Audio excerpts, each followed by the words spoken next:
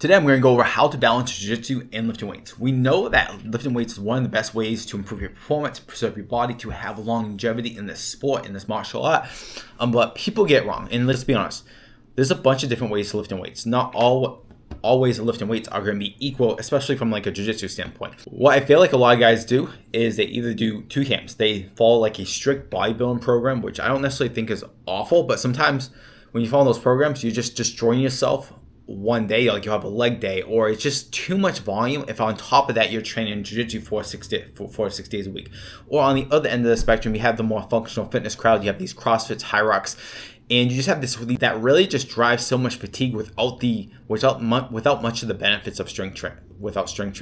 So today I'm going to tell you how to balance jiu-jitsu and lifting weights so you can get the benefits of strength training without negatively affecting your jiu-jitsu or just making you sore all the time, but even worse, lead into injuries that you don't need to be having. Now, hands down, the best way that I can help you get strong, improve your jiu-jitsu, improve your cardio, all that stuff, is to hire me as a coach. So if you're interested in getting one-on-one attention, personalized workouts, an easy-to-use app to track your workouts, I'm looking to take on 5 new clients in August. If that's something you might be interested in, I have my application below. You can just click on it, answer a few questions, and I'll get you started ASAP. Now let's get into the video. So the first problem is anytime we do strength training, we have to stress the body. But when we stress the body, we compromise the body for a little period of time. And what happens with that is often we do too much too soon. That going into jiu-jitsu, and again, that can lead to injuries, or that can just lead to being uncomfortable. Who wants to be sore and beat up all the time?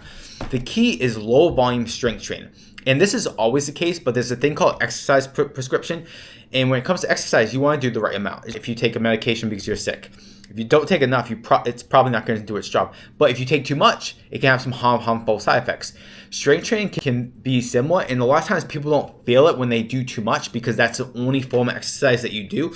But when you're strength training plus you're training jiu-jitsu, say 3, 4, maybe even 5 times a week, you're going to run into problems. So we want low volume strength training. We need least amount of work while still getting the best results. And one of the best ways to structure this is full body training, because you're going to spread the fatigue through the whole week. You exercise per muscle group, and then we're not going to do like a ton of volume, ton of sets. So if we really simplify what that means, it means we're going to exercise less. We're going to do less exercises per workout, and we're going to do less sets overall, and usually less reps too.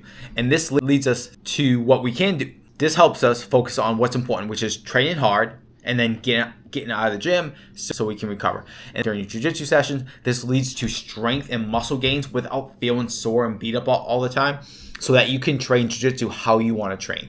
So this is going to increase your work capacity. So if you want to train more jiu-jitsu, it's going to allow you to do that. If you want to train hard, you want to do more competition classes, it's going to enable you to do those things. Number 2, another thing is people just pick bad exercises. Sometimes people try to, two things I see a lot in the jiu-jitsu community is people do powerlifting exercises, so the squats, bench, deadlifts, and I do those exercises. They're fine, but if they don't work for you, if you do those and your joints feel like shit, you don't necessarily have to do those variations. It's not about the exercise, but the movement. So, like we want a squat movement, but if a barbell squat feels like crap, don't do it. Maybe a Zercher squat feels better, or maybe a leg press or a hack squat. Stick with the movements, but find different variations that you feel good, because when that happens, you're going to be able to train harder and progress for longer, and that's going to lead to better outcomes. The second thing is people try to create these jiu-jitsu specific exercises, and it's just a waste of time, because when you try to make strength training look like jiu-jitsu, like you have to reduce the intensity. You can't go hard because they're just awkward movements. So they're not going to lead to the same gains. You're much better doing basic strength training, getting real strong, building some muscle, and then leaving the specific stuff for when you train jiu-jitsu on the mat. The third thing is progress slowly, especially if you want to avoid extreme soreness. Usually when you first start any type of program, you'll get sore and then it will taper off and you won't get that sore. But what you have to understand is there's no rush for this. You don't need to try to add 50 pounds like your second and third week in the gym, or do too much too soon. Take your time progressing the weight with the exercises for more sets, and you're going to not feel so beat up, but you're still going to get strong and build muscle.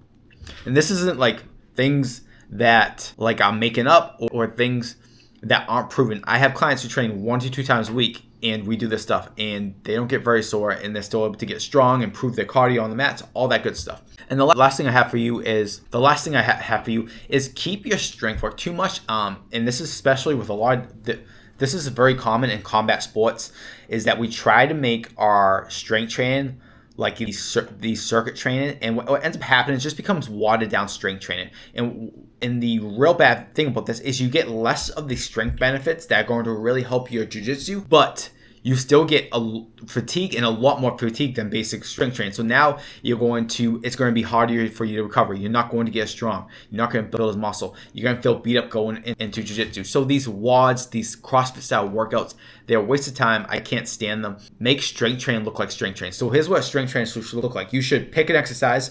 You should do some warm-up sets, light, moderate, heavy, and then you want to take 1 to 3 sets close to failure. So what that means is that, say you're picking a weight and the max reps you could do is 10 at that weight, you might want to do 8. You want to leave a little in the tank. You don't actually absolutely have to destroy your muscles to see progress.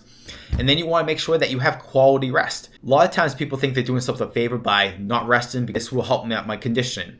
It doesn't really help you condition. Again, it just builds fatigue. You want longer rest periods so that when you go back into your next set, it's high quality. It's kind of like a shark tank. You ever do a shark tank in jiu-jitsu? Like after a few rounds, you're gassed. Like you're not using good technique anymore. And yeah, it's hard and it's going to make you tough, but that's not a type of training you want to do all the time, because it's not going to actually improve your jiu-jitsu. Same thing. This style of like circuit training, this watered down strength training I see so many people do, it's not going to really help. It's not going to really get you better. And that's the goal of strength training. It's not to kick your ass and beat you into the ground, but it's to make you better, make you stronger, make you more resilient, so that you can train jiu-jitsu for a long time. And like everyone wants to build a better physique. It's going to help you build muscle and get stronger as well. I hope that helps. Again, if you're looking for personalized help, I'll put the link to my coaching. If you're not ready for coaching, I'll actually put some links into some of my lower cost programs if that's something you're interested in.